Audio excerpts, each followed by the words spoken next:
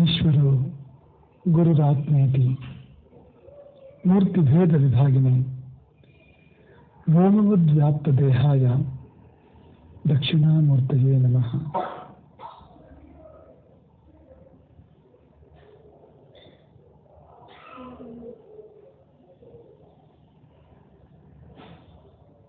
ಪಾಪೋಗಃ ಪರಿಧೂಯತಾಂ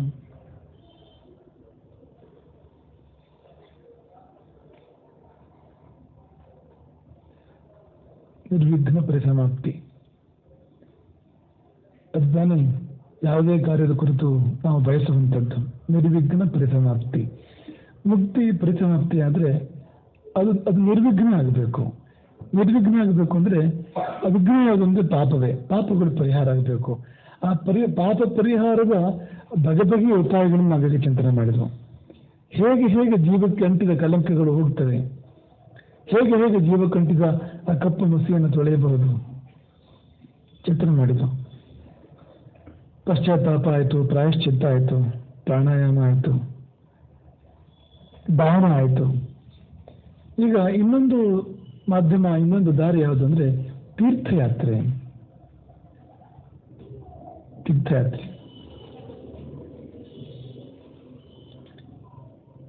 ಯಜ್ಞಗಳ ಬಗ್ಗೆ ಹೇಳ್ತಾರೆ.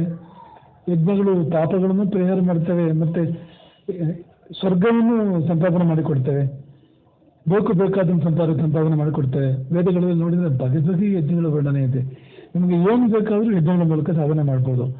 ಪ್ರತಿಯೊಂದಕ್ಕೂ ಯಜ್ಞ ಇದೆ. ಆದರೆ ಆ ಯಜ್ಞಗಳ ಮಾತಾಡ್ತಾ ಬಲ್ಲವರಿಗೆ ಹೇಳ್ತಾರೆ, ನತೇ ಶಕ್ಯ ದರಿದ್ರೇಣ ಯಜ್ಞಾ ಪ್ರಾಪ್ತು ಮಹೀಪತೆ. ಆ ಯಜ್ಞಗಳೆಲ್ಲ ಒಬ್ಬ ದರಿದ್ರನಿಂದ, ಒಬ್ಬ ಬಡವನಿಂದ ಮಾಡಲಿಕ್ಕೆ ಸಾಧ್ಯವಿಲ್ಲದವು. ಅವನ ಕೈಗೆ ನಿಲ್ಕೋದಿಲ್ಲ. ಅದು ಬಹುವಿತ್ತ ಸಾಧ್ಯ ಮತ್ತು ಬಹುವಾಯಾಸ ಸಾಧ್ಯ.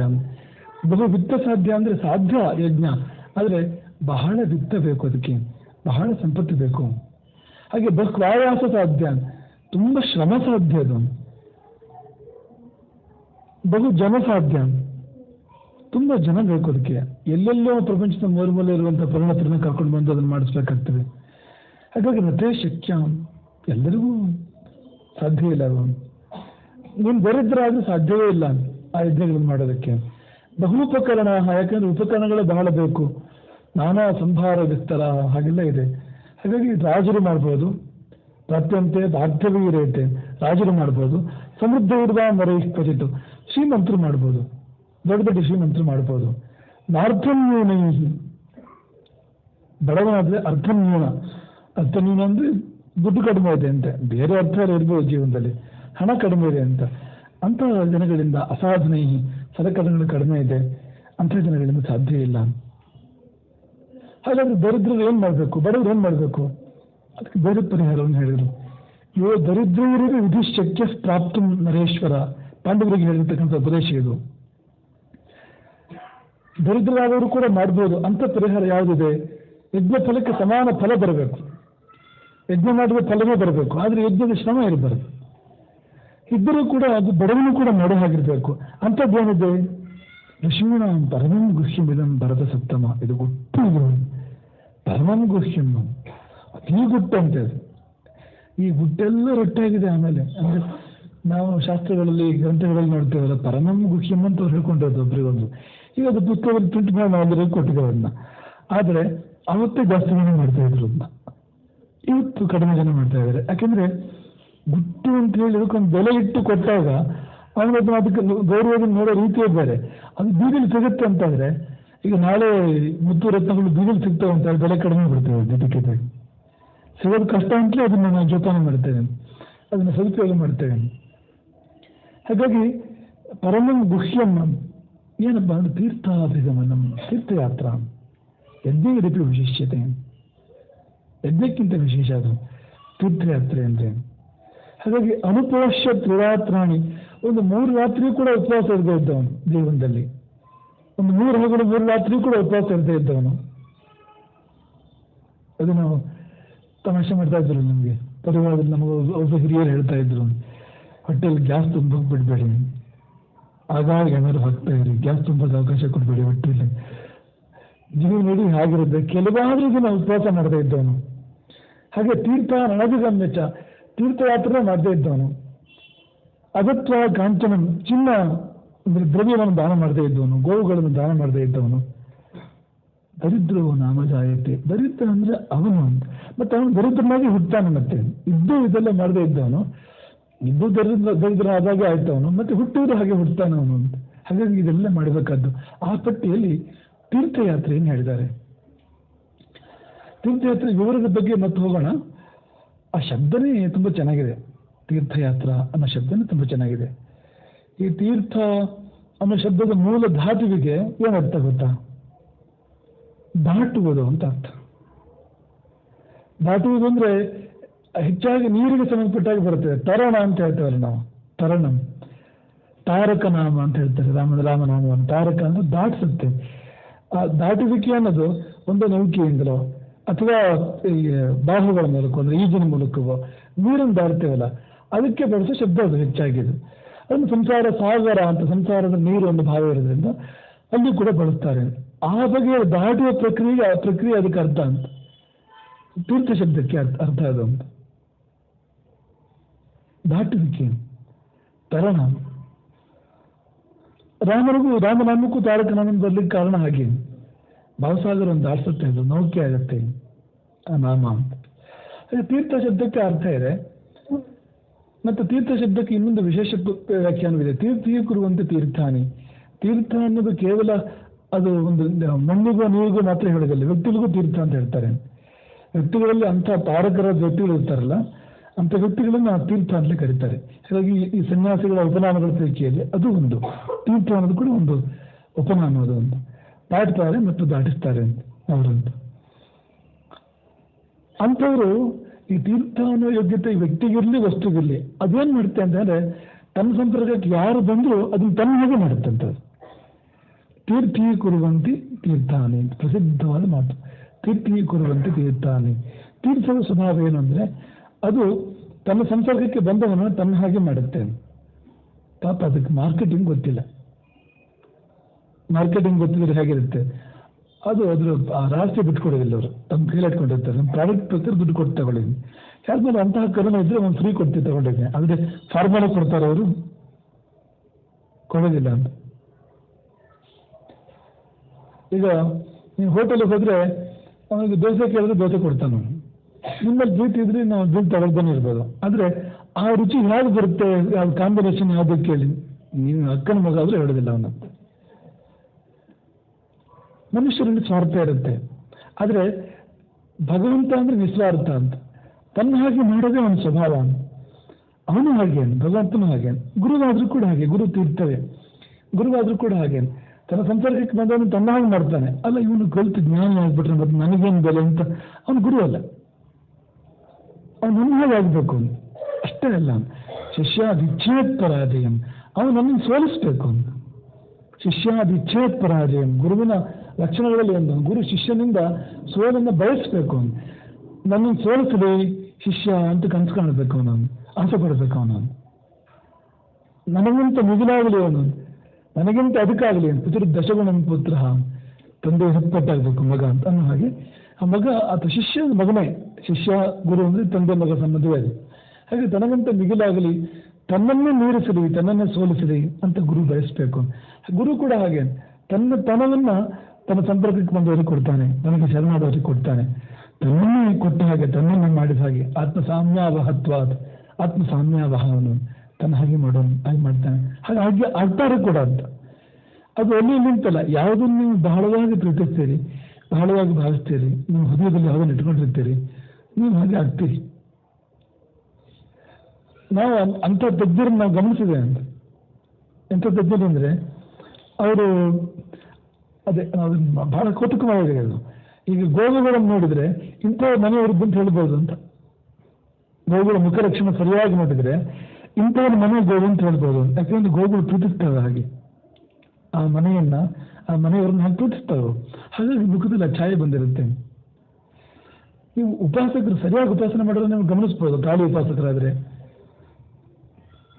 ತಮಾಷೆಗೂ ಹೇಳೋದು, ಖಾಲಿ ಕಳೆ ಬಂದಿರುತ್ತೆ ಅಂತ ಮುಖದಲ್ಲಿ. ಆಂಜನೇಯನ ಉಪಾಸಕ ಆದರೆ ಆಂಜನೇಯನ ಕಳೆ ಬಂದಿರುತ್ತೆ ಅಂತ. ಅಂದರೆ ನಂಗೊಂಥರ ಮೂತಿಯಾಗಿರುತ್ತೆ ಅಂತ ಆ ಥರ ತಗೋಬೇಕಾಗಿಲ್ಲ ನೀವು ಅದನ್ನು.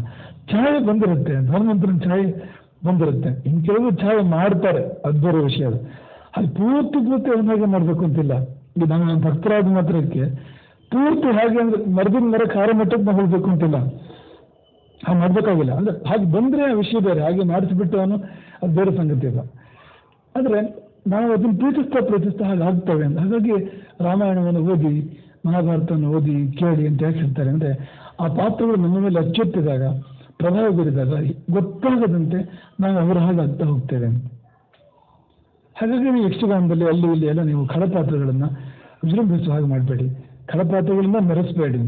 ನೀವು ರಾವಣನ ಆರಾಧನೆ ಮಾಡೋಕ್ಕೆ ಶುರುವಾದರೆ ಗೊತ್ತಿಲ್ಲದೆ ಇಲ್ಲ ಒಂದು ಕಡೆಗೆ ಅವನೇನು ಮಾಡಿದ, ಬರಸುತ್ತನ ಅಪಹರಣ ಏನು ಮಾಡಿದ ಅವನು, ಅದನ್ನು ಸರಿ ಅಂತ ಅನ್ಸೋಕೆ ಶುರುವಾಗುತ್ತೆ. ನಾವು ಅದನ್ನ ಒಪ್ಕೊಳ್ತೀವಿ ಒಳಗಡೆ ಇಲ್ಲ. ಹಾಗಾಗಿ ರಾಮಾಯಣದ ಅವಲೋಕನದ ಫಲ ಏನಂತೆ ಅಂದರೆ, ರಾಮಾದಿವದ್ ವರ್ತಿತವ್ಯಂ ಮತ್ತು ರಾವಣಾದಿವತ್ವಂ. ರಾಮಾದಿಗಳು, ರಾಮ, ಲಕ್ಷ್ಮಣ, ಸೀತೆ, ಆಂಜನೇಯ ಇವರ ಹಾಗೆ ನಾನು ಬದುಕಬೇಕು, ರಾವಣಾದಿಗಳ ಹಾಗೆ ಅಲ್ಲ ಅನ್ನೋ ಭಾವ ಬರೋದಿದೆಯಲ್ಲ, ಅದು ಫಲ ಅದಕ್ಕೆ ಅಂತ. ಅದು ಎಂಟರ್ಟೈನ್ಮೆಂಟ್ ಅದು ಎಂಟರ್ಟೈನ್ಮೆಂಟ್ ಹೌದು, ವಿತ್ ಎಂಟರ್ಟೈನ್ಮೆಂಟ್. ಜೊತೆಗೆ ತಾನಾಗಿ ಅಂದರೆ ನೀವು ಹಾಗೆ ಹೇಳಿ ಮಾಡ್ಸೋಕ್ಕೆ ಸಾಧ್ಯವಿಲ್ಲ ಆ ಥರ ಅಂತ ಆಗ್ಬಿಡುತ್ತೆ ತಾನಾಗಿದಂತ. ಓದ್ತಾ ರಾಮನನ್ನು ಮೆಚ್ಚುತ್ತಾ ಅವನ ಭೌಮ ವ್ಯಕ್ತಿತ್ವ, ಅವನ ಧೀರ ಗಂಭೀರವಾಗಿರ್ತಕ್ಕಂಥ ನಡೆಗಳು, ಅವನ ತ್ಯಾಗ, ಅವನ ಮಾತುಗಳು, ಅವನನ್ನು ಉಳಿದವರು ಉಪಾಸನೆ ಮಾಡೋ ರೀತಿ, ಆರಾಧನೆ ಮಾಡೋ ರೀತಿ, ಗೌರವಿಸೋ ರೀತಿ ನೋಡ್ತಾ ಆ ಪಾತ್ರ ನಿಮ್ಮನ್ನು ತುಂಬಿಕೊಡುತ್ತೆ, ನಿಮ್ಮನ್ನು ಆರಿಸ್ಕೊಡುತ್ತೆ ಪೂರ್ತಿ. ಅದು ನಿಮ್ಮನ್ನು ತನ್ನ ಹಾಗೆ ಮಾಡುತ್ತೆ. ಅದು ಈ ಅಧ್ಯಾತ್ಮಕ್ಕೆ ಸಂಬಂಧಪಟ್ಟ ಅಥವಾ ಹಾಗಲ್ಲ, ಒಳ್ಳೆಯದು ಅನ್ನೋ ವಸ್ತು ಯಾವುದಿದ್ರೂ ಅದರ ಒಂದು ಲಕ್ಷಣ ಇದು, ತನ್ನ ಹಾಗೆ ಮಾಡುತ್ತೆ. ಅದು ಕೆಟ್ಟದ್ದು ಹಾಗೆ ಮಾಡುತ್ತೆ, ಕೆಟ್ಟದ್ದು ಕೂಡ ಮಾಡುತ್ತೆ ಹಾಗೆ. ಆದರೆ ಒಳ್ಳೇದು ಹಾಗಲ್ಲ, ಕೆಟ್ಟದಂದ್ರೆ ಹಾಳಾಗೋ ದಾರಿಯಲ್ಲಿ ಮಾಡೋದದು. ಒಳ್ಳೇದು ಹಾಗಲ್ಲ, ಒಳ್ಳೇದಾಗೋ ದಾರಿಯಲ್ಲಿ ತನ್ನ ಹಾಗೆ ಮಾಡುತ್ತೆ ಅದು. ಹಾಗೆ ತೀರ್ಥೀಯ ಕುರುವಂತೆ ತೀರ್ಥಾನಿ, ತೀರ್ಥಗಳು ವ್ಯಕ್ತಿಯನ್ನು ಕೂಡ ಪವಿತ್ರನಾಗಿ ತನ್ನ ಹಾಗೆ ಆ ರೀತಿ ಆಗುವಂತೆ ಮಾರ್ಪಡಿಸ್ತವೆ, ಆ ಸ್ವಭಾವ ಇದಕ್ಕೆ. ಹಾಗಾಗಿ ಈಗ ಒಬ್ಬ ಋಷಿ ಒಂದು ನೀರಲ್ಲಿ ನಿಂದರೆ ಆ ನೀರು ತೀರ್ಥ ಆಗುತ್ತೆ. ಆಮೇಲೆ ಈಗ ಅದು H2O ಆಗಿದ್ದು ಬರೀ ಯಾವುದೋ ಒಂದು ದ್ರವ್ಯ ಅಷ್ಟೇ ಅಂತ, ಒಂದು ಕೆಲವು ರಾಸಾಯನಿಕಗಳ ಮಿಶ್ರಣ ಅಂತ ಹಾಗಿದ್ದು ಒಬ್ಬ ಋಷಿ ಮುಂದಿದ್ದರೆ ತೀರ್ಥ ಆಗುತ್ತೆ ಅದು ಅಂತ. ಋಷಿ ಜುಷ್ಟ ಜಲಂ ಅಂತ, ಋಷಿ ಜುಷ್ಟ ಜಲಂ ತೀರ್ಥ ಅಂತ, ಋಷಿ ಸೇವಿಸಿದ ನೀರು ತೀರ್ಥ ಅಂತ. ಋಷಿ ಸ್ನಾನ ಮಾಡಿದ್ದು, ಋಷಿ ಕಾಲು ತೊಳೆದಿದ್ದು, ಕೈ ತೊಳೆದಿದ್ದು, ಮುಟ್ಟಿದ್ದು ಆ ನೀರು, ಹಾಗಾಗಿ ಅವ್ರ ಕೈಯಿಂದ ಬಂದರೆ ತೀರ್ತದೆ. ಬರೀ ನೀರು ಕೊಟ್ಟರು ಕೂಡ ತೀರ್ತವೆ ಅದು ಅಂತ. ಯಾಕೆಂದ್ರೆ ಅವ್ರ ಸಂಪರ್ಕ ಆಗಿದೆ ಅದಕ್ಕೆ ಅಂತ, ಹರಿದಿದೆ ಅವರಿಂದ ಅಧ್ಯಾತ್ಮ ಪ್ರವಾಹ ಅದಕ್ಕೆ. ಆಮೇಲೆ ಆ ನೀರನ್ನು ಯಾರು ಮುಟ್ಟಿದ್ರು ಅವ್ರಿಗೆ ಅದು ಬರುತ್ತೆ ಅಂತ. ಆ ನೀರಲ್ಲಿ ಯಾರು ನಿಂದರು, ಯಾರು ಸೇವಿಸಿದ್ರು, ಈ ಋಷಿಯಿಂದ ಅಲ್ಲಿ ಹೋಗಿದೆಯಲ್ಲ ಅದು, ಅದರಿಂದ ಎಲ್ಲಿ ಹೋಗುತ್ತೆ ಅದು. ಅದರ ಸ್ವಭಾವವೂ ಅದೇ. ಹಾಗೆ ಋಷಿಯ ಸ್ವಭಾವ ಕೂಡ, ಮಹಾಪುರುಷರ ಮಹಾತ್ಮರ ಸ್ವಭಾವ ಕೂಡ ಅದೇ. ತನ್ನಂತೆ ಮಾಡುವುದು ನಿಶ್ಚಯವು. ಗುರು ಕೊನೆಗೆ ಏನು ಮಾಡ್ತಾನೆ ಅಂದರೆ, ತನ್ನಂತೆ ಮಾಡುವುದು ನಿಶ್ಚಯವು, ತನ್ನ ಹಾಗೆ ಮಾಡ್ತಾನೆ. ಹಾಗಾಗಿ ಮಠಕ್ಕೆ ಕಳಿಸೋಕೆ ಹಿಂದೆ ಮುಂದೆ ನೋಡ್ತಾರೆ ಕೆಲಸಕ್ಕೆ ಅಪ್ಪ ಅಮ್ಮ ಅಥವಾ ಹಿರಿಯರು, ಹಾಗೆ ಗುರುಗಳಾಗಿ ಆಗ್ಬಿಟ್ರೆ ಕೊನೆಗೆ ನಮ್ಮಂತ ಅವನು ಕಾವು ತರ್ಸ್ಕೊಂಡು ಹೊರಟ್ಬಿಟ್ರೆ ಆಮೇಲೆ ಅಂತ. ಆದರೆ ಈ ಪರಂಪರೆಗೆ ಒಂದು ಬಿರುದಿದೆ, ಒಂದು ಭೋಗವರ್ಧನ ವಾಲ ಅಂತ. ಈಗ ಭೋಗವಾರ, ಕೀಟವಾರ ಎಲ್ಲ ಪರಂಪರೆಗಳಿದೆ. ಕೀಟ ಅಂದರೆ ಪಾಪ ಅಂತ, ಕೀಟವಾರ ಅಂದರೆ ಪಾಪವನ್ನು ಪರಿಹಾರ ಮಾಡುತ್ತೆ, ಪಾಪವನ್ನು ತಡೆಯುತ್ತೆ. ಭೋಗವಾರ ಅಂದರೆ ಭೋಗವನ್ನು ತಡೆಯುತ್ತೆ. ಭೋಗವರ್ಧನ ವಾರ ಅಂದರೆ ಭೋಗ ಅಡ್ಡಾದಿದ್ದು ಬೆಳೆಯೋದನ್ನು ತಡೆಯುತ್ತೆ. ಇರೋಷ್ಟು ಬಿಡುತ್ತೆ, ಅದನ್ನ ಎಷ್ಟು ಬೇಕು ಅಷ್ಟು ಇರಕ್ಕೆ ಬಿಡುತ್ತೆ. ಆದರೆ ಅದು ಮಿತಿ ಮೀರೋದನ್ನು, ದಾರಿ ತಪ್ಪಿ ಬೆಳೆಯೋದನ್ನು ತಡೆಯುತ್ತೆ. ಹಾಗಾಗಿ ಈ ಪರಂಪರೆಗೆ ಭೋಗವರ್ಧನ ವಾರ, ಭೋಗವರ್ಧನ ವಾಲ, ಅಭೇದದು ನನಗೆ ಹೆಸರಿದೆ. ಹಾಗೆ ತೀರ್ಥಾನ ಶಬ್ದಕ್ಕೆ ಅರ್ಥ ಅದಾದರೆ ಅಂದರೆ ದಾಟಿಸುತ್ತೆ ನಮ್ಮನ್ನು ಅಂತ ಒಂದು, ಇನ್ನೊಂದು ಸ್ವಯಂ ಪವಿತ್ರವಾಗಿದ್ದು ನಮ್ಮನ್ನು ಪವಿತ್ರಗೊಳಿಸುತ್ತೆ. ನಮ್ಮ ಸಂಸಾರದಲ್ಲಿ ಬಂದವ್ರನ್ನ ಆ ಮಣ್ಣು, ಆ ನೀರು, ಅಲ್ಲಿಯ ದೇವರ ದರ್ಶನ, ಅಲ್ಲಿ ಮಾಡುವಂಥ, ಈಗ ನಾವು ಒಂದು ಅಶ್ವತ್ಥ ವೃಕ್ಷ ಇರುತ್ತೆ, ಪ್ರದಕ್ಷಿಣೆ ಮಾಡ್ತೇವೆ ನಾವಲ್ಲಿ, ಅಂಥದ್ದೆಲ್ಲ ನಮ್ಮ ಮೇಲೆ ಅಂಥ ಪರಿಣಾಮವನ್ನು ಕೊಡುತ್ತೆ. ಹಾಗೆ ಯಾತ್ರಾ ಅಂದರೆ ಏನು?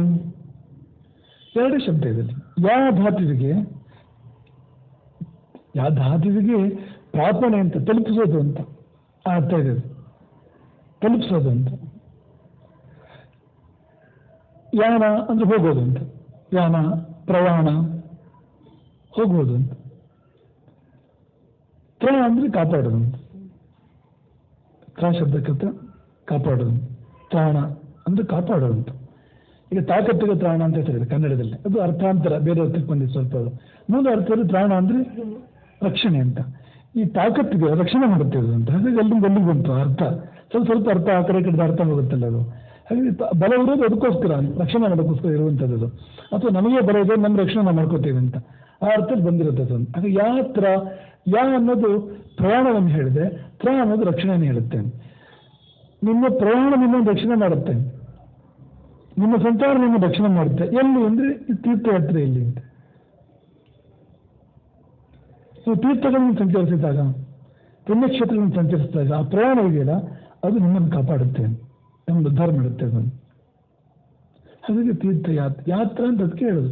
ಆ ಯಾತ್ರಾ ಅನ್ನೋದೇ ಜಾತ್ರೆ ಅಂತ ಆಗಿರೋದು ಕೊನೆಗೆ. ಯಾತ್ರೆ ಅಥವಾ ಜಾತ್ರೆ ಅಂತ, ಅದು ದೇವರು ಮಾಡುವಂಥ ಯಾತ್ರೆ. ನಮ್ಮನ್ನು ಕಾಪಾಡೋಕ್ಕೋಸ್ಕರ ದೇವರು ಮಾಡುವಂಥ ಯಾತ್ರೆ. ಕಾಪಾಡೋಕ್ಕೋಸ್ಕರವಾಗಿ ಅಂದ್ರೆ ದೇವರು ಪ್ರಯಾಣ ಮಾಡ್ತಾರೆ, ರಥದ ಮೇಲೆ ಹತ್ತಿ ಓಡಾಡ್ತಾರೆ ಎಲ್ಲ ನಮ್ಮನ್ನು ಉದ್ಧಾರ ಮಾಡೋಕ್ಕೋಸ್ಕರವಾಗಿ. ಹಾಗೆ ನಾವು ಮಾಡ್ಬೋದು. ನಮ್ಮದು ಒಂದು ರಥೋತ್ಸವವೇ ಇದು. ಈ ಶರೀರವೇ ಒಂದು ರಥ ತಾನೇ ಇದು. ತಲೆಯೇ ಹೊನ್ನ ಕಳಸವಯ್ಯ, ಕಾಲುಗಳೇ ಕಂಬವಯ್ಯ, ಅದೇ ಕಾಲುಗಳು ಚಕ್ರ. ಅಲ್ಲಿ ರಥೋತ್ಸವ ಇದು. ರಥೋತ್ಸವ ಅದು ದೇವ್ರ ಮುಂದಾಗಿ ಆಗಬೇಕು, ಅದು ಆ ಕಡೆ ಈ ಕಡೆ ಇದು, ಅದು ರಥೋತ್ಸವ ಅಂತ ಹೆಸರು. ಹಾಗಾಗಿ ನಾವು ಪುಣ್ಯಕ್ಷೇತ್ರಗಳಿಗೆ ದೇವರ ಸನ್ನಿಧಿಗಳಿಗೆ ಓಡಾಡಿದ್ರೆ ನಮ್ಮದೇ ರಥೋತ್ಸವ ಅದು. ಈ ಶರೀರದ ರಥೋತ್ಸವ ಅದು ನಿಜವಾಗಿ ಕೂಡ ಅಂತ. ಶರೀರವೇ ದೇಹವನ್ನೇ ರಥ ಅಂತಾನೆ ಹೇಳಿದ್ದಾರೆ ಅಂತ. ಆ ರಥ ಇರೋದು ಯಾಕೆ ಅಂದರೆ ನಮ್ಮನ್ನು ಭಗವಂತನ ಕಡೆ ಕರ್ಕೊಂಡು ಹೋಗೋದಕ್ಕೋಸ್ಕರ ಇರುವಂಥದ್ದು. ಎಲ್ಲೋ ಹೋಗಿ ಪ್ರಪಾತಕ್ಕೆ ಬಿಡೋಕ್ಕೋಸ್ಕರ ಇರುವಂಥದ್ದಲ್ಲ ಅದು. ನಮ್ಮ ದೇವರ ಸನ್ನಿಧಿಗೆ ಕರ್ಕೊಂಡು ಹೋಗೋದು ಅದರ ಫಲ. ರಥ, ಕುದುರೆ, ಸಾರಥಿ ಇರೋದು ಅದಕ್ಕೆ ಅಂತ. ಅದಾಗೋದಿಲ್ಲ ಅಂದರೆ ತೀರ್ಥಯಾತ್ರೆಯಲ್ಲಿ ಅದಾಗುತ್ತೆ. ತೀರ್ಥಯಾತ್ರೆ ಬಗ್ಗೆ ತುಂಬ ವಿಷಯಗಳಿದೆ. ಅದಕ್ಕಿಂತ ಮೊದಲು ಒಂದು ಅಂಶ ನಾವು ಅದನ್ನು ನಮ್ಮ ಮನಸ್ಸಿಗೆ ಮತ್ತೆ ಸ್ಫೂರ್ತಿ ಬರೋದು ನಾನು ಹೇಳ್ತೇನೆ. ನಾವು ಅದೊಂಥರ ಒಂದು ಅಂದರೆ ಈ ರಿಯಲ್ ಮತ್ತು ಟ್ರಯಲ್ ಇರುತ್ತಲ್ಲ ಹಾಗೆ ಅದು ಅಂತ.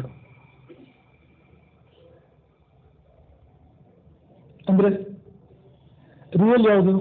ನಾವು ಇಲ್ಲಿಂದ ಮುಗ್ದಿಗೆ ಭಗವಂತನ ಕಡೆ ಪ್ರಯಾಣ ಮಾಡ್ತೀವಲ್ಲ, ಅದು ಒಳಗೂ ಹೇಳ್ಬೋದು, ಅದನ್ನು ಗತಿಸಿದ ನಂತರ ಕೂಡ ಹೇಳ್ಬೋದು. ನಮ್ಮೊಳಗೆ ನಾವು ಅದೊಂದು ಪ್ರಯಾಣ ಇದೆ ಅಂತ, ಒಂದು ಮಹಾ ಪ್ರಯಾಣ ಇದೆ ಅಂತ ಹೇಳ್ತಾರೆ ಅಧ್ಯಾತ್ಮ ಮಾರ್ಗದಲ್ಲಿ. ಮೂಲಾಧಾರದಿಂದ ಸಹಸ್ರಾರ ಪರ್ಯಂತ ಒಂದು ಬಹುದೂರದ ಪ್ರಯಾಣ ಅದು. ಅಂದರೆ ನೀವು ಹೊರಗಡೆ ಲೆಕ್ಕ ಹಾಕಿದ್ರೆ ಕೋಟ್ಯಂತರ ಯೋಜನೆಗಳಾಗ್ಬೋದು, ಅಂತಹ ಪ್ರಯಾಣ ಅದು ಅಂತ ಹೇಳ್ತಾರೆ. ಇಲ್ಲಿಂದ ಇಲ್ಲಿಗೆ ಹೊರಗಡೆಯಿಂದ ಲೆಕ್ಕ ಹಾಕಿದ್ರೆ ಭೌತಿಕ ದೂರ ಇಷ್ಟೇ ಇರೋದು. ಆದರೆ ಅದು ಭೌತಿಕ ಅಲ್ವೇ ಇಲ್ಲ, ಅದು ಅಭೌತಿಕ. ಅದು ಅಲ್ಲಿ ಹೋದರೆ ಲೋಕಗಳು ಇದೆ ಅಂತ ಹೇಳ್ತಾರೆ. ಹಾಗಾಗಿ ಅದು ಬಹುದೂರದ ಪ್ರಯಾಣವೇ ಇದು ಅಂತ. ಹೋಗಿ ತಲುಪೋದು ಭಗವಂತನನ್ನ, ಪ್ರಾಚಾರದಲ್ಲಿ ಹೋಗಿ ಭಗವಂತನ ತಲುಪ್ತೇವೆ ನಾವು ಅಂತ. ಅಥವಾ ಜೀವ ಬ್ರಹ್ಮಾಂಡದಲ್ಲಿ ದೇವರನ್ನು ಮರೆದುಕೊಂಡು ಹೋಗುತ್ತಾರೆ ಶರೀರವನ್ನು ಬಿಟ್ಟು, ಇಲ್ಲಿಂದ ಅಲ್ಲಿವರೆಗೆ ಹೋಗ್ಬೇಕು ಅದು ಅಂತ ಭಗವಂತನವರೆಗೆ. ಅದು ಯಾತ್ರೆ, ನಿಜವಾದ ಯಾತ್ರೆ, ಅದು ರಿಯಲ್ ಅದು ಅಂತ. ಜೀವ ದೇವನ ಕಡೆ ಹೋಗುತ್ತಲ್ಲ, ದೇವನ ಕಡೆ ಪ್ರಯಾಣ ಮಾಡುತ್ತಲ್ಲ, ಅದು ನಿಜವಾದ ಯಾತ್ರೆ ಅಂತ. ಇದು ಅದರ ರಿಹರ್ಸಲ್, ಅದು ಟ್ರಯಲ್. ನಾವೀಗ ದೇವರ ಸ್ಥಾನಗಳು ಏನೇನಿರ್ತಾವೆ, ದೇವಸ್ಥಾನಗಳು, ಪುಣ್ಯಕ್ಷೇತ್ರಗಳು, ನದಿಗಳು, ಇಲ್ಲಿ ಭಗವಂತನ ಆವಿರ್ಭಾವ ವಿಶೇಷವಾಗಿದೆಯೋ, ಇಲ್ಲಿ ಯಾವ ಕಲ್ಲಲ್ಲಿ, ಯಾವ ಮಣ್ಣಲ್ಲಿ, ಯಾವ ನೀರಲ್ಲಿ, ಯಾವ ಆಕೃತಿಯಲ್ಲಿ, ಸಂಸ್ಥಾನದಲ್ಲಿ, ಅಂದರೆ ಒಂದು ಆಕಾರದಲ್ಲಿ, ವಿನ್ಯಾಸದಲ್ಲಿ ಭಗವಂತ ವಿಶೇಷವಾಗಿ ತನ್ನ ಅಭಿವೃದ್ಧಿಗೊಳಿಸ್ಕೊಂಡಿದ್ದಾನೆ. ನಮ್ಮನ್ನು ಕಾಪಾಡೋಕ್ಕೋಸ್ಕರ ಅಲ್ಲಿ ಕಾಯ್ತಾ ಇದ್ದಾನೆ. ಗಮನಿಸಿ ಈ ಶಬ್ದವನ್ನು, ನಮ್ಮನ್ನು ಕಾಪಾಡೋಕ್ಕೋಸ್ಕರ ಅಲ್ಲಿ ಕಾಯ್ತಾ ಇದ್ದಾನೆ ಅಂತ.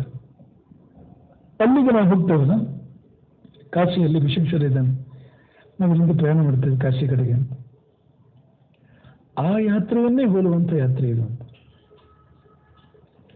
ನಾವು ಪದೇ ನಿಮಗೆ ಹೇಳ್ತಾ ಬಂದು, ವ್ಯವಹಾರ ಪರಮಾರ್ಥಗಳು ಬೇರೆ ಅಲ್ಲ, ಅಂತರಂಗ ಬಹಿರಂಗಗಳು ಬೇರೆ ಅಲ್ಲ. ಇಲ್ಲಿರೋದೇ ಅಲ್ಲಿದೆ, ಅಲ್ಲಿರೋದು ಅಲ್ಲಿದೆ. ಕಾಣುವ ಕಣ್ಣು ಬೇಕು ಅದಕ್ಕೆ. ಎಲ್ಲ ವ್ಯತ್ಯಾಸ ಆಗಿರೋದ್ರಿಂದ ವ್ಯತ್ಯಾಸವೇ ಕಾಣ್ತಾ ಇದೆ ಅಷ್ಟೇ ನಮಗೆ. ನಿಜವಾಗಿ ಎರಡು ಒಂದೇ ತರಹ ಇದೆ. ಹಾಗೆ ಆ ಮಹಾಯಾತ್ರೆಯನ್ನು, ಆ ಪರಮಯಾತ್ರೆಯನ್ನು, ಚರ್ಮಯಾತ್ರೆಯನ್ನು ಬೇಜಾರಾಗುತ್ತೆ ನಿಮಗೆಲ್ಲ, ಅಂತಿಮ ಯಾತ್ರೆಯನ್ನು ಬೇಜಾರಾಗುತ್ತೆ, ಅದರಲ್ಲಿ ಬಿಟ್ಟು ಪರಮಯಾತ್ರೆಯನ್ನು, ಸರ್ವೋತ್ಕೃಷ್ಟವಾಗಿರ್ತಕ್ಕಂಥ ಎಲ್ಲಕ್ಕಿಂತ ಗಮನದಲ್ಲಿ ಬರ್ತಕ್ಕಂಥ, ಅದರ ಮುಂದೆ ಯಾತ್ರೆ ಇಲ್ಲ, ಎಲ್ಲ ಫುಲ್ ಸ್ಟಾಪ್. ಅದು ನಿಜವಾದ ಅರ್ಥದ ಪೂರ್ಣ ವಿರಾಮ. ಅದು ಫುಲ್ ಸ್ಟಾಪ್ ಅಂದರೆ ಅಷ್ಟು ಅರ್ಥ ಬರಲ್ಲ ಅದಕ್ಕೆ. ಅಲ್ಲ, ಅದು ನಮ್ಮ ಸಂಸ್ಕೃತದಲ್ಲಿ ತಗೊಂಡು ಹೋಗಿರೋದು ಸ್ಥಾಪನೆ, ಸ್ಟಾಪ್ ಅಂತ ಇದ್ದಲ್ಲಿ. ಆ ಸ್ಥಾಪ ಶಬ್ದ ಇದೆ, ಅಲ್ಲಿ ಸ್ಟಾಪ್ ಮಾಡಿ ಇಟ್ಬಿಟ್ಟೋದು ನಲ್ಲಿ ತಗೊಂಡೋದು. ಆದರೆ ಅದು ಇದೇನಂದರೆ ಪೂರ್ಣ ವಿರಾಮ ಅನ್ನುವಾಗ ಪೂರ್ಣವಾದ ವಿಶ್ರಾಂತಿ ಅಂತ, ಮತ್ತೆ ಕೆಲಸ ಇಲ್ಲ ಅಂತ, ಮತ್ತೆ ಪ್ರಯಾಣ ಇಲ್ಲ ಅಲ್ಲಿಂದ ಮುಂದಕ್ಕೆ ಅಂತ. ಅಂಥ ಯಾತ್ರೆ ಅದು ಅಂತ. ಅಲ್ಲಿಂದ ಮುಂದೆ ಪ್ರಯಾಣವೇ ಇಲ್ಲ ಅಂತ.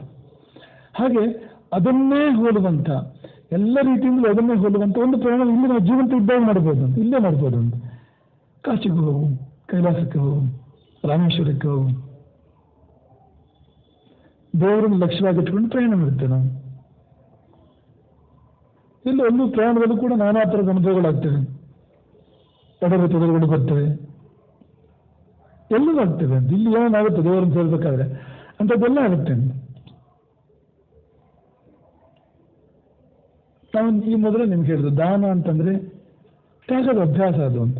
ಕೊನೆಗೊಂದಿನ ಎಲ್ಲವನ್ನೂ ಬಿಡಲೇಬೇಕು ಹೇಗಿದ್ದರು, ಸ್ವಲ್ಪ ಬಿಟ್ಟು ಅಭ್ಯಾಸ ಮಾಡ್ಕೊ, ನಿಮ್ಗೆ ಯಾವ ನೋವಾಗೋದಿಲ್ಲ ಅಂತ. ಒಂದಿಷ್ಟೇ ದಾನ ಮಾಡ್ತಾ ಬಂದರೆ ನಿಮ್ಗೆ ಅಭ್ಯಾಸ ಆಗುತ್ತೆ ನಿಮಗೆ. ಇಲ್ಲ ಅಂದರೆ ಕೊನೆಗೆ ಒಂದಿನ ಜಿಪುಣಂಗೆ ಆಗೋಷ್ಟು ಕಷ್ಟ ಬೇರೆ ಯಾರಿಗೂ ಆಗೋದಿಲ್ಲ, ಎಲ್ಲ ಬಿಟ್ಟು ಹೋಗ್ಬೇಕಲ್ಲ. ಅದನ್ನೇ ಅಂಟ್ಕೊಂಡಿದ್ದಾನೆ, ಅದನ್ನೇ ಪ್ರೀತಿಸಿದ್ದಾನೆ, ವಿಪರೀತ ಮೋಹ ಪಟ್ಕೊಂಡಿದ್ದಾನೆ. ಹೇಗೆ ಬಿಟ್ಟಿದ್ದಾನೆ ಅದನ್ನು? ಅದೇ ಒಂದು ಸಾಯೋ ಹೊತ್ತಿಗೂ ಅಂಗಡಿ ಯಾರಿರ್ತಾರೆ ಅಂತ ಕೇಳೋದನ್ನು. ಎಲ್ಲ ಇಲ್ಲಿ ಬಂದ್ರೆ 4 ಮಕ್ಳಿಗೆ ಹೆಸರಿಟ್ಕೊಂಡಿದ್ದಾನೆ ದೇವರ ಹೆಸರು. ಯಾಕೆಂದ್ರೆ ಕೊನೆಯಲ್ಲಿ ಆ ಹೆಸರು ಕರೆಯೋಕ್ಕಾಗತ್ತಲ್ಲ ಹೇಗಿದ್ರು ಅಂತ. ಆವಾಗ ಅದೇ ಅದೇ ನಮ್ಮ ತಾರಾಜ ಹೆಸರಿಕೊಂಡಿದ್ದಾನೆ. ಜೀವನದಲ್ಲಿ ಒಂದೇ ಸತ್ಯ ಹಿರಕತೆ ಕೇಳಿದ್ರೆ ಫಲ ಅದು. ಒಂದೇ ಸತ್ಯ ಹಿರಕತೆ ಕೇಳಿದ್ದು ನಾನು, ಮೊದಲು ಇಲ್ಲ ಆಮೇಲೆ ಇಲ್ಲ. ಅದು ಎಷ್ಟು ಪ್ರಭಾವ ಆಗಿದೆ ಅಂದರೆ ಇಷ್ಟು ಮುಂದಾಗುತ್ತೆ ಮಾಡ್ಕೊಂಡಿದ್ದಾನೆ. ಮಕ್ಕಳ ಹೆಸರೆಲ್ಲ ಬದಲಾಯಿಸಿ ದೇವರ ಹೆಸರಿಟ್ಕೊಂಡು ಕೊನೆಯಲ್ಲಿ ಕರಿತೀವಿ, ದೇವರ ಹೆಸರಾಗಿರುತ್ತೆ. ಅಲ್ಲಿ ಉಷ್ಣ ದೂತ್ರ ಬಂದು ಕರ್ಕೊಂಡು ಹೋಗ್ತಾರೆ. ಹೆಸರು ಪ್ಲಾನ್ ಎಲ್ಲ ಕರೆಕ್ಟ್ ಇದೆ, ಪ್ಲಾನ್ ಸರಿ ಇದೆಯಪ್ಪ, ಏನು ತೊಂದರೆ ಇಲ್ಲ. ಆಗ್ಬೇಕಲ್ಲ ಅದು ಆವತ್ತಲ್ಲಿ. ಅದು ಸಾಯೋದು ಗೊತ್ತೂ ಆಗೋದಿಲ್ಲ. ಎಷ್ಟೋ ಸರ್ತಿ ಆಕ್ಸಿಡೆಂಟ್ ಆಗಿ ಸತ್ರ ಗೊತ್ತಾಗುತ್ತೆ, ಏನಾದ್ರು ಗೊತ್ತೂ ಆಗೋದಿಲ್ಲ ಅದು. ಅದೇ ಮೊನ್ನೆ 2 ದಿನದ ಕೆಳಗೆ ಒಬ್ಬ ಶಿಷ್ಯ ಬಂದಿದ್ದ ಇಲ್ಲಿ, ಬಹಳ ಚೆನ್ನಾಗಿತ್ತು ಅವನು.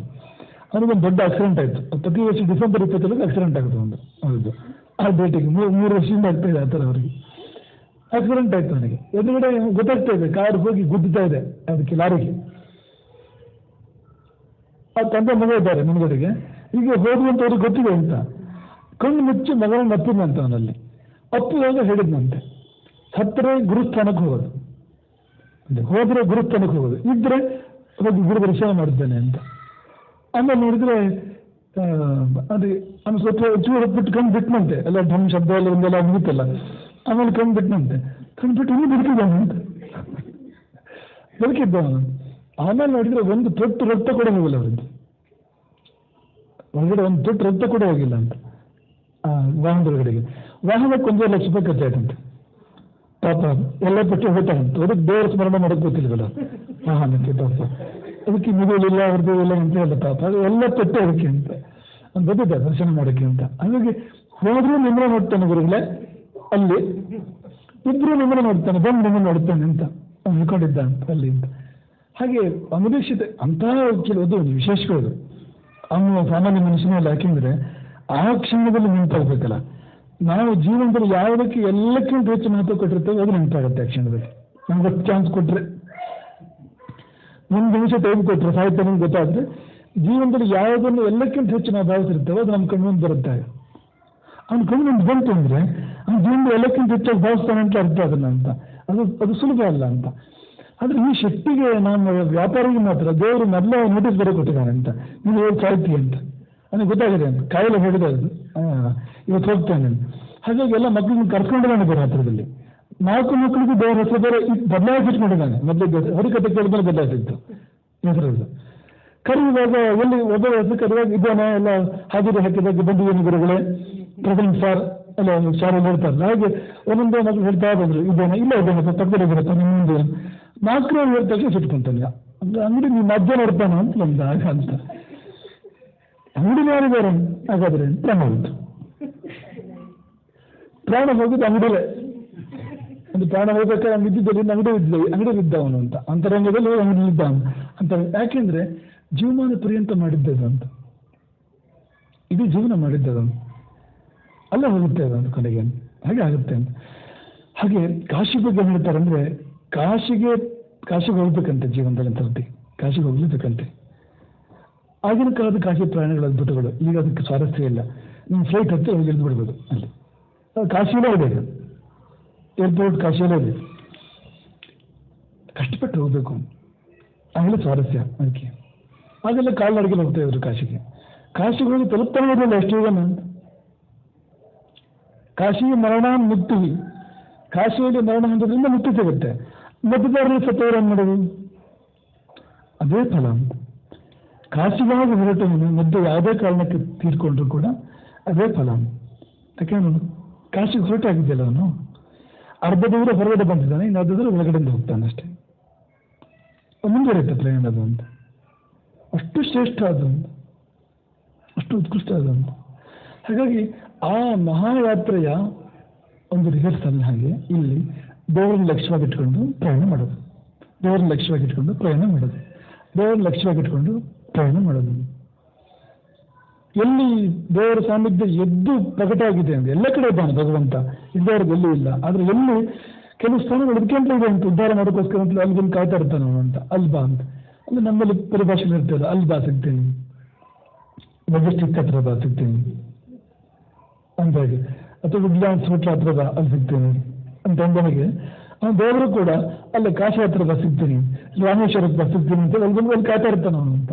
ಹಾಗಾಗಿ ನಾವು ಅಲ್ಲೇ ಹೋದರೆ ನಮಗವನು ಲಭಿಸ್ತಾನೆ. ಆ ಉದ್ದೇಶ ಆ ಮನಸ್ಸಲ್ಲಿ ಅದನ್ನೇ ತುಂಬಿಕೊಂಡು ಹೋದರೆ ಅಲ್ಲಿ ಅವನು ನಮಗೆ ಲಭ್ಯನಾಗ್ತಾನೆ. ಹಾಗಾಗಿ ತೀರ್ಥಯಾತ್ರೆ ಅನ್ನೋದು ಮುಕ್ತಿ ಯಾತ್ರೆಯ ಪ್ರತೀಕ. ದಾನ ಕೊಟ್ಟಾಗ ಇಷ್ಟಿಷ್ಟೇ ತ್ಯಾಗ ಮಾಡಿದಾಗ ಅಭ್ಯಾಸ ಆಗೋ ಹಾಗೆ ಭಗವಂತನ ಕಡೆ ಪ್ರಯಾಣ ಮಾಡಿ ದೇಹಕ್ಕೆ ಅಭ್ಯಾಸ ಆಗಿ ಮನಸ್ಸಿಗೆ ಅಭ್ಯಾಸ ಆಗಿ ಜೀವಕ್ಕೆ ಇಳಿದಾಗದು ಕೊನೆಗೆ ಅಂತಿಮ ಗದೆ ಆಗುತ್ತೆ ಅನ್ನೋದೊಂದು. ಮತ್ತೆ ಅಲ್ಲಿಯ ವಿಶೇಷಗಳು ಇನ್ನೊಂದು, ಆ ಮಣ್ಣಿನ ಆ ನೀರಿನ ಆ ಅಲ್ಲಿ ಕಾಂಬಿನೇಷನ್ ಏನಿದೆ ಅಲ್ಲಿ ಪಂಚಭೂತಗಳದ್ದು ಅದರ ಅದ್ಭುತ ಇನ್ನೊಂದು. ಅದು ಮಾಡುವ ಪವಾಡ, ಅದು ಮಾಡುವ ಚಮತ್ಕಾರ ಬೇರೆ ಕಡೆಗಿಲ್ಲ. ಅದನ್ನ ಅಲ್ಲೇ ಹೋಗಿ ಪಡಿಬೇಕು. ನೀವು ಕೈಲಾಸದ ಹಾಗೆ ಇಲ್ಲಿ ಏನು ಬೇಕಾದ್ರೂ ನಿರ್ಮಾಣ ಮಾಡ್ಬೋದು, ಕೈಲಾಸದ ಥರನೇ ಕಾಣೋ ಹಾಗೆ. ಆದರೆ ಆ ಪರಿಣಾಮ ನೀವು ತರೋಕ್ಕಾಗೋದಿಲ್ಲ. ಆ ಪರಿಣಾಮಕ್ಕೆ ನೀವು ಅಲ್ಲೇ ಹೋಗ್ಬೇಕು, ಹೊರಗಿನಿಂದಲೂ ಒಳಗಿನಿಂದಲೂ. ಅದು ಈಗ ಪ್ರತಿಯೊಂದು ವಸ್ತುವಿಗೂ ಅದರದ್ದಾದ ವಿಶೇಷ ಇದೆ, ಪ್ರತಿಯೊಂದು ವ್ಯಕ್ತಿಗೂ ಅದರದ್ದಾದ ವಿಶೇಷ ಇದೆ, ಪ್ರತಿಯೊಂದು ಸ್ಥಳಕ್ಕೂ ಪ್ರತಿಯೊಂದು ಜಲಕ್ಕೂ ಅದರದ್ದೇ ಆದ ವಿಶೇಷವಿದೆ ಅಂತ. ಇವುಗಳ ವಿಶೇಷ ಅದು ಅಂತ ಅಲ್ಲಿ ಹೋಗಿ ಆ ವಾತಾವರಣದಿಂದ ನಾವು ಅದನ್ನು ಪಡ್ಕೊಳ್ಬೇಕು. ಅವು ಮಾಡೋದೇನೆಂದರೆ ಪಾಪ ಪರಿಹಾರ. ದೊಡ್ಡ ಒಂದು ಕೆಲಸ ಮಾಡೋದೇನೆಂದರೆ ಪಾಪ ಪರಿಹಾರವನ್ನು ಮಾಡ್ತೇವೆ. ನಮ್ಮ ಜೀವವನ್ನು, ನಮ್ಮ ಪ್ರಕೃತಿಯನ್ನು ಶೋಧನೆ ಮಾಡ್ತೇವೆ. ಅದರ ದೋಷಗಳನ್ನ ಕಲ್ಮಶಗಳನ್ನ ತಳಿತಾರೆ ಮತ್ತು ಗುಣವನ್ನು ತುಂಬುತ್ತದೆ. ಅದರ ಕೆಲವು ಸಂಕ್ಷಿಪ್ತವಾದ ಕೆಲವು ವರ್ಣನೆಗಳನ್ನು ಕೆಲವು ಕ್ಷೇತ್ರಗಳಿದ್ದು ಇದೆ. ಇದರ ಬಗ್ಗೆ ತುಂಬ ಉಲ್ಲೇಖಗಳು, ಒಂದಷ್ಟೇ ಉಲ್ಲೇಖಗಳಿದೆ ಹಳೆಯ ಗ್ರಂಥಗಳಲ್ಲಿ. ಆಮೇಲೆ ಗ್ರಂಥಗಳಲ್ಲಿ ತುಂಬ ಉಲ್ಲೇಖ ಇದೆ ಆಮೇಲೆ ಮೇಲಿಂದು. ಆ ಹಳೆಯ ಕೆಲವು ಉಲ್ಲೇಖಗಳಿದೆಯಲ್ಲ ಅದನ್ನು ಗಮನಿಸೋಣ. ಹರೇ